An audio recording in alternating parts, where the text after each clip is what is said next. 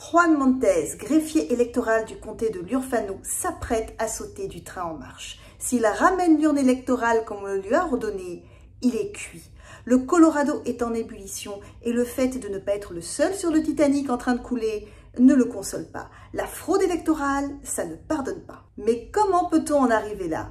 Les élections américaines ont toujours oscillé entre sport et ferveur religieuse, mais celle du gouverneur du Colorado en 1904 est allée beaucoup trop loin, du sale, du très très sale. Trucage, émeute, 3 gouverneurs en moins de 24 heures et un homme sur le point de se rompre le cou. Bienvenue au Colorado. Pour comprendre comment Juan Montes en est arrivé là, revenons un peu en arrière.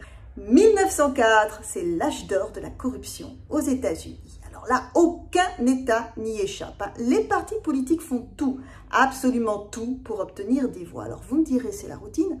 Sauf qu'au Colorado, une décennie de troubles est sur le point de faire exploser la cocotte minute. Le gouverneur républicain sortant, James Peabody, a un mandat aussi court que controversé. Enfin, c'est simple, l'État n'a jamais été autant ravagé par des manifestations de mineurs luttant pour leurs droits. Parce que, à la différence de ses prédécesseurs, Peabody est un ami des grosses entreprises et le dialogue social, c'est pas son truc. Il réglait tout conflit grâce à l'appui musclé des milices. D'ailleurs, l'officier en charge des opérations disait « Les mineurs veulent l'habeas corpus, on va leur donner des autopsies ». Bon, t'as compris le style. Son adversaire beaucoup plus populaire, le démocrate Alva Adams, a déjà été 2 fois gouverneur du Colorado. Alors lui, il est davantage pour le dialogue, mais il reste un peu teigneux et c'est le genre à vous accuser de tous les maux. Cela ne l'empêche pas d'avoir quelques cadavres dans le placard. La course aux élections commence à peine que les 2 partis s'accusent de corruption. Programme électoral. Non mais c'est la route vers l'ouest, baby. Le jour du vote, c'est la tornade. Les rapports de fraude ne cessent de pleuvoir. La poussière retombée, les votes comptés. Alva Adams est déclaré vainqueur. Personne n'est prêt pour la tempête qui se lève. Évidemment, Peabody conteste. Il exige une enquête avant qu'Adams ne prête serment. Alors, pour en discuter d'homme à homme, Adams organise une rencontre secrète dans un bureau bien feutré. Il lui dit « Écoute James, je te respecte, tu me respectes. Voici le deal. Tu me laisses le poste de gouverneur et je te permets de choisir les membres de la Cour suprême de l'État. » Peabody se drape dans sa dignité de mijauré effarouché et lui répond « No, Jude, I'll be back. » Même après qu'Adams ait prêté serment, Peabody n'en démord pas. Il veut son enquête. Il l'aura. Ça va lui exploser à la figure. L'enquête, dirigée par la législature de l'État, va tourner au fiasco. D'ailleurs, c'est simple, au fur et à mesure que la fraude va commencer à être mise au grand jour, les sièges des officiels vont tourner de main en main. Là où ça devient très très vilain, c'est que le rapport commence à indiquer que les 2 partis ont triché.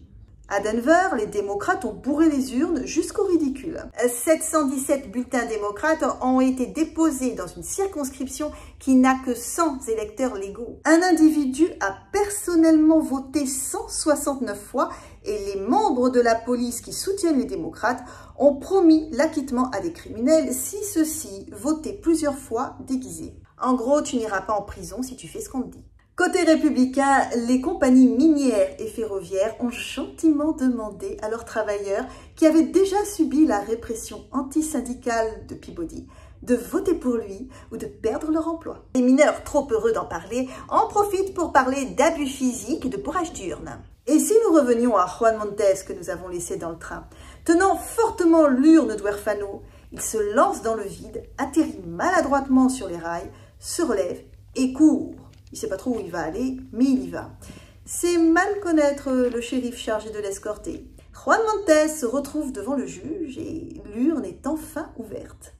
Vide. Il n'y a même pas le cahier de vote à l'intérieur. Ce qui veut dire qu'elle n'a pas été utilisée pendant l'élection et par conséquent, tous les bulletins de vote du comté ne sont pas officiels. Cela devient un joyeux bordel, si vous me passez l'expression.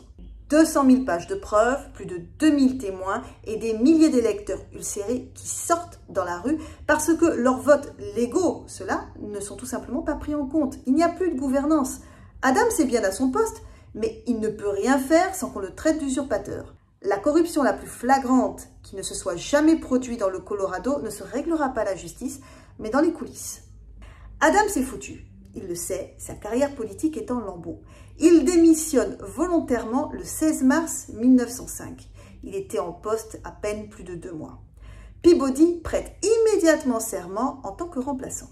Le cocorico de la victoire ne va pas durer. Il démissionne également le lendemain, comme prévu, et c'est le lieutenant-gouverneur républicain Jesse McDonald qui prête serment. Oui, vous avez bien entendu, comme prévu.